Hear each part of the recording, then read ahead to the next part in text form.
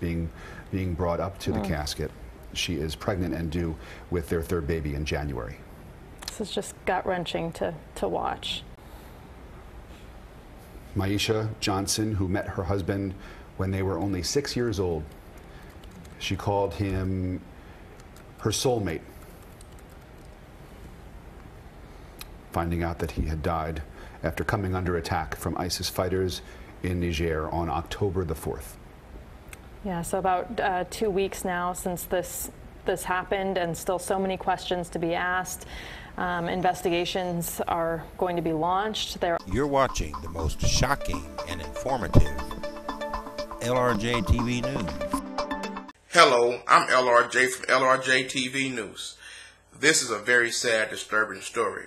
This young man's body laid missing for 48 hours. Somehow he was separated from the other soldier. Let's not waste no more time. Let's go. President Trump criticized President Obama and other presidents who he said did not speak with the mourning families of fallen military heroes. But now a Democratic congresswoman from South Florida says President Trump made insensitive comments Tuesday to the wife of one of the 4 soldiers who were killed nearly 2 weeks ago in Niger, 25-year-old Army Sergeant LaDavid T. Johnson. LaDavid was a young man from our community who gave his life for our country. He's a hero. I was in the car when President Trump called. He never said the word hero. He said to the wife, well, I guess he knew what he was getting into. How insensitive can you be? And my heart just aches for the family. Sit here and tell you what the national news media is telling you, but why not go to the people on the same continent of what's going on? Just what kind of assistance are U.S. troops providing to Niger? Well, like you mentioned that the U.S. for years has maintained a presence in Niger on what it calls a supporting role. Basically, what this means is that they train, they advise, they provide intelligence. They also provide surveillance for French forces that are operating in Mali and Niger. Recently, they've also increased their operations to include surveillance drones from the capital Niamey. We also understand that they are putting up an installation at the center of the Sahara that will move more flights closer to Libya and Mali to help in this war against the jihadists and the insurgency. But again, all this, given that the role the U.S. is playing in Niger, Lindy, it definitely raises a lot of questions in regards to this attack. We still do not know what kind of mission that these troops were involved in. We do not know the nature of the patrol, and given that the troops are only there to advise and possibly train forces in Niger, raises questions as to what they were doing in the enemy's line.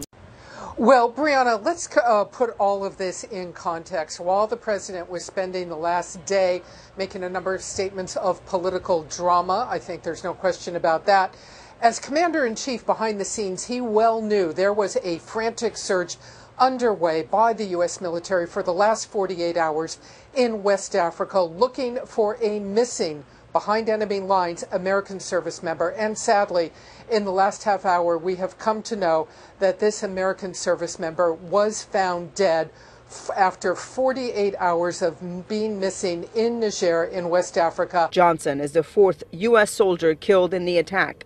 Hey YouTube, what's going on today here? It's LaDavid Johnson. On his YouTube channel, he posted instructional videos.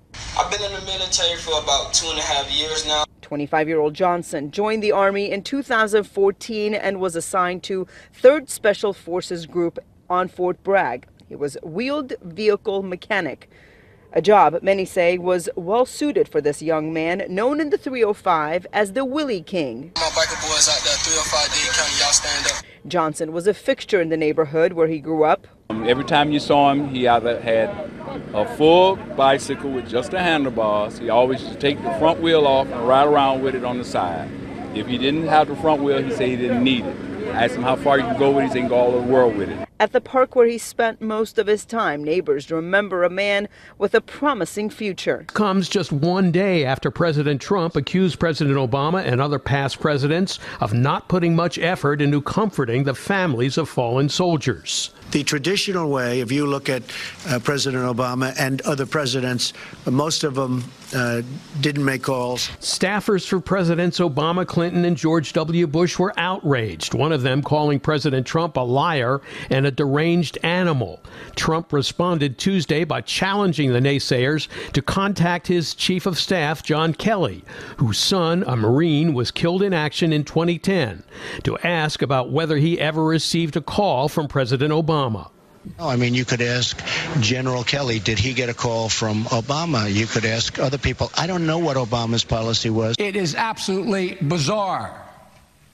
This bizarre conduct. Former Vice President Joe Biden broke his 9-month silence on speaking about President Trump during an interview at the Biden Institute, University of Delaware, and ripped the president in a 7-minute tirade. Violating the norms of personal conduct generates more anxiety and fear than any policy prescription that this president has enunciated. Biden joined his good friend John McCain, who unleashed a scathing attack on President Trump on Monday without actually mentioning his name, but everyone knew who he was talking about. To refuse the obligations of international leadership and our duty to remain the last best hope of Earth for the sake of some half-baked, spurious nationalism cooked up by people who would rather find scapegoats than solve problems. President's conversations with the families of American heroes who have made the ultimate sacrifice are private.